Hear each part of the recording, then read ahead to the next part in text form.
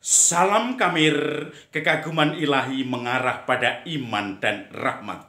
Saudara-saudari yang terkasih, saya punya penyakit kusta. Saya mendapatkan bentong-bentong ini dalam kusta saya. Saya ketakutan karena tidak ada obat yang bisa menyembuhkan.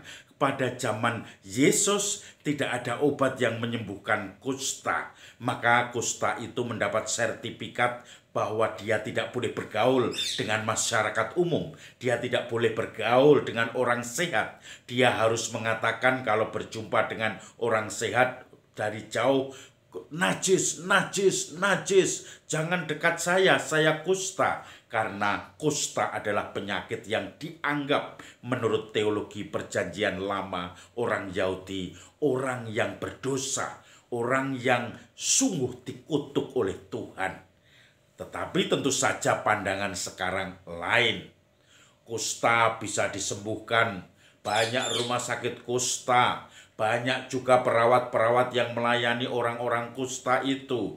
Bahkan karyawan yang lain, semua sudah nyaman karena tahu bagaimana menyembuhkan kusta ini. Saudara-saudari yang terkasih, Injil hari ini juga bicara tentang orang kusta. Ketika Yesus bertemu dengan seorang yang punya penyakit kusta, orang itu berteriak-teriak, "Tuhan, tolonglah aku. Tolonglah aku, sembuhkan aku, tahirkan aku." Lalu Yesus mengatakan, "Aku mau engkau sembuh." Maka seketika orang itu setelah dipegang oleh Yesus menjadi sembuh. Lalu Yesus berpesan pada orang itu, "Kamu jangan bercerita kepada siapapun. Tunjukkan kamu sudah sembuh kepada imam-imam dan kemudian kamu beri persembahan sebagaimana diperintahkan oleh Musa untuk memberi persembahan atas pentahiran itu." Tetapi ternyata cerita tentang Yesus makin menyebar ke sana kemari. Banyak orang penasaran dan ingin bertemu dengan Yesus dan minta disembuhkan. Dan kemudian mereka berbondong-bondong membawa orang-orang sakit, bahkan orang sakit sendiri datang mencari Yesus. Tetapi yang menarik, Yesus menyingkir di desa-desa yang sepi dan dia berdoa di situ. Saudara-saudari yang terkasih, menarik bahwa dalam kondisi kalau sekarang ini viral, tiap orang yang viral pasti bisa mendapatkan keuntungan dari situ. Entah itu viral karena jualan es teh, tiba-tiba mendapatkan hadiah banyak orang karena dimaki, kemudian orang itu mendapatkan mobil, mendapatkan fasilitas uang, naik ke naik haji, semuanya gratis dan dia menjadi orang kaya baru dan kemudian viral. Atau di tempat lain, ketika suatu kasus yang tidak pernah selesai diviralkan dengan video, maka baru akan beres. Tetapi Yesus tidak mau viral.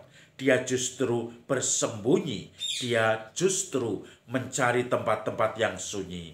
Justru untuk berdoa, untuk mendapatkan kedalaman doa. Masyarakat sekarang mungkin, saya tidak tahu, belum menyimpulkan dengan cepat ya, tetapi beberapa tulisan mengatakan mempunyai semacam dasar kepribadian psikologi yang dangkal. Karena apa? Saya tidak menghakimi, ini hanya membaca ungkapan beberapa para psikolog itu. Karena ternyata orang sekarang ini ketika bermasalah dengan keluarga harusnya di-keep atau secret dibicarakan dengan keluarga pada zaman dulu. Sekarang di-upload di internet. Semua orang tua tahu, semua orang tahu yang membaca status kita. Galau. Orang tahu bahwa kita sedang galau karena kita menulis status galau. Nanti banyak orang mendekati kita, menghibur, memberi semangat, atau bahkan mungkin mencaci maki kita. Maka itu yang namanya viral. Dikit-dikit diungkapkan. Lalu kalau kita tidak mendapatkan respon like, kemudian jempol, kemudian kita respon macam-macam, tidak ada komen, kita tidak bisa tidur. Kenapa status saya tidak menarik banyak orang? Kenapa status saya seperti itu? Nah, seperti itulah sekarang justru kusta-kusta baru itu. Tetapi yang lebih mendalam, lebih menep, lebih baik dalam arti sungguh-sungguh mendasar, yaitu keheningan tetap harus dijaga.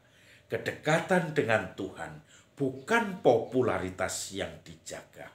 Maka saya pernah mendengar cerita, atau bukan cerita tapi ungkapan, aku tidak menuntut kamu untuk mengejar kesuksesan, tetapi untuk setia kepadanya. Satu tulisan dari Ibu Teresa dari Kalkuta yang kemudian dikenal banyak orang karena kata-kata itu sungguh menghibur. Bukan kesuksesan, ketenaran, tetapi setia kepadanya. Kesetiaan itu butuh doa dan relasi kita kepadanya, yaitu Tuhan sendiri.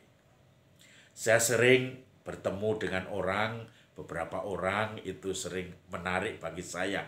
Setiap orang kalau ketemu selalu aku itu yang mengerjakan itu. Dia kalau dengan aku takut, kalau saya tegur takut. Itu yang bisa mengaplikasikan aku.